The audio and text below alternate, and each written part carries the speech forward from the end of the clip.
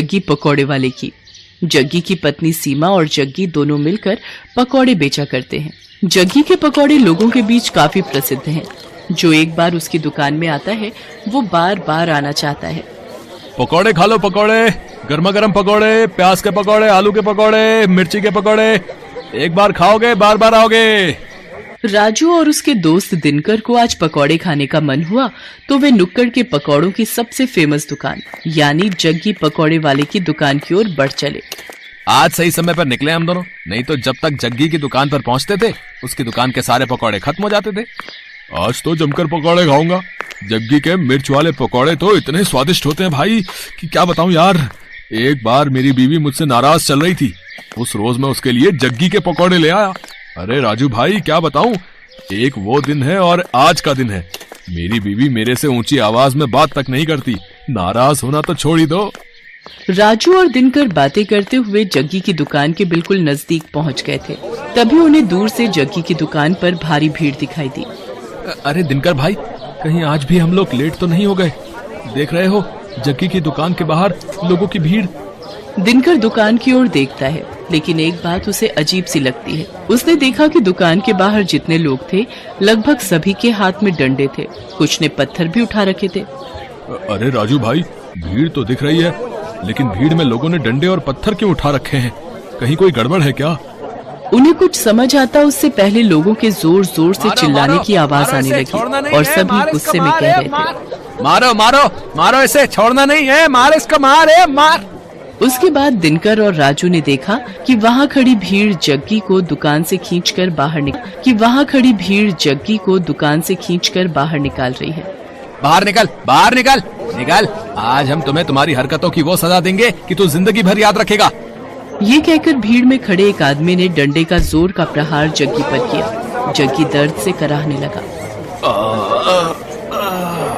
उसके बाद तो कई लोग डंडे से उसे मारने लगे। उसके सिर से खून निकलने लगा। वो लोगों के आगे हाथ जोड़कर माफी मांगने लगा। छोड़ दीजिए मुझे। तुम्हें छोड़ दूं? हैं? तुम्हारे जैसे बेशर्म पकौड़े वाले को छोड़ना मतलब तुम्हें गलत काम करने की छूट देना।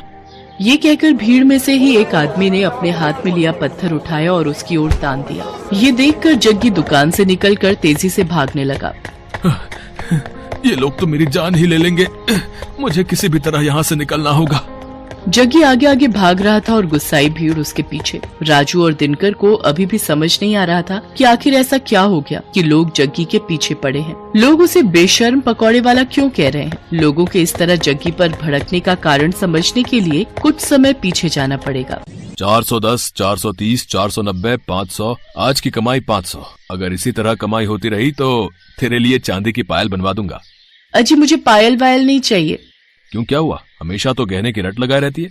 हाँ गहने मुझे चाहिए, लेकिन ईमानदारी के पैसे से। अरे तो मैं कौन सा स्मगलिंग कर रहा हूँ? ईमानदारी से ही तो पैसे कमा रहा हूँ। देखिए जी, ये आपको भी पता है आप कैसे पैसे कमा रहे हैं। पकौड़ों को बनाने के लिए आप क्या करते हैं? अगर किसी को पता लग गया ना तो फिर बवाल हो जाएगा, कोई आपको छोड़ेगा नहीं। अरे तू चुपचाप रह, फालतू की बड़बड़ मत कर। मुझे जैसे बेचना है पकौड़े मैं वैसे ही बेचूंगा। जग्गी बहुत ही बेशर्म इंसान था।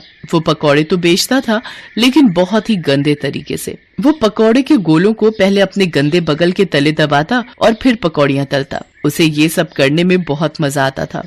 ये हो गए पकौड़े के गोले तैयार। अब इसे दबाता हूँ अपने गंदे बदबूदार बगल के तले। ये लो, ये दब गया। अब इसे डालता हूँ कढ़ाई में। ये कहकर उसने पकौड़ों को कढ़ाई में डाला। कढ़ाई से निकलने के बाद उसने पकौड़ों की ओर गौर से देखा और मन ही मन मुस्कुराते हुए बोला, ये लो, ये हो गए मेरे असली पकौड़े तैयार। सीमा मुझे और बेसन दे, मुझे पकौड़ों के और गोले बनाने हैं। सीमा अपने पति को हर दिन ये गंदी हरकत करते देखती और उसे टोकती, लेकिन वो अपनी बेशर्मी से बाज नहीं आता था। अरे ये तो क्या हर दिन चिक चिक करती रहती है, हैं? क्या करती रहती है? मैं कोई गलत नहीं कर रहा। ये तो किताबों में लिखा है कि पसीने की कमाई का मोल ही अलग है, और मैं तो पसीने की ही तो कमाई कर रहा हूँ। मेरे बगल के, यानी मेरे बगल के पसीने की कमाई। अरे वही तो पकौड़ों में स्वाद भर देते हैं और लोग बार बार हमारी दुकान में आते हैं। ले तू भी खा मेरी पसीने की कमाई के पकौड़े। मुझे नहीं खाने आपके पकौड़े, लेकिन मैं अब भी कह रही हूँ आप ये बेशर्मी छोड़ दीजिए, नहीं तो ये एक दिन आप पर ही भारी पड़ेगी।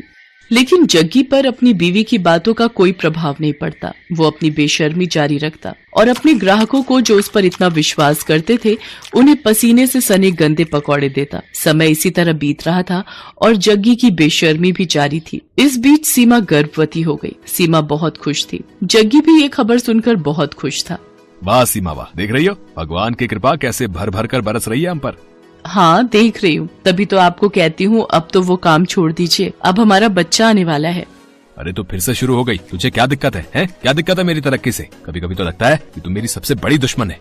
एक बार फिर से जग्गी ने अपनी पत्नी सीमा को चुप करा दिया और अपनी बेशर्मी में लगा रहा। लेकिन वो कहते हैं ना कि गलत काम कितनी भी चतुराई से आप करें, एक न एक दिन आपका भेद खुल जाता है और फिर उसके बाद आपको उन सारे पुराने गुनाहों का भी हिसाब देना होता है जो आपने किया होता है। एक दिन की बात है, जग्गी पकौड़े बनाने के लिए पकौड़ों के गोलों को अपने बगल के नीचे दबा रहा था और धीरे धीरे कढ़ाई में डाल रहा था। तभी दूर खड़े एक आदमी की नजर उसकी इस हरकत पर गई।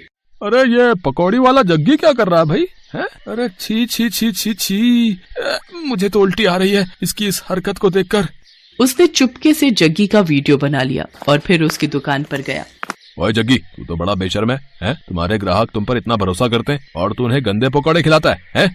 गंदे पकौड़े? ये आप क्या कह रहे हैं भाई? ज्यादा भोले मत बन और सच सच बता, तू पकौड़ों को तलने से पहले उसे अपने बगल के नीचे दबाता है ना? छी छी छी छी, ये आप क्या कह रहे हैं साहब? भला ऐसा कौन करता है? मैं तो पूरी सफाई से अपना काम करता हूँ। क्यों सीमा, बताना साहब को।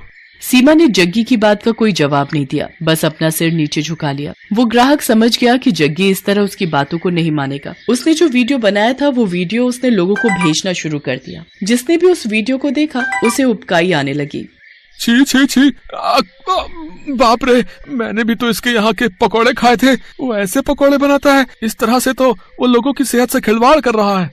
वो वीडियो 1 से 10, 10 से 100 और 100 से फिर लाखों लोगों तक पहुंचकर वायरल हो गया। उस वीडियो को देखकर सभी को बहुत गुस्सा आया और गुस्से में वे सभी जग्गी की दुकान पर डंडे और ईंट पत्थर लेकर पहुंच गए।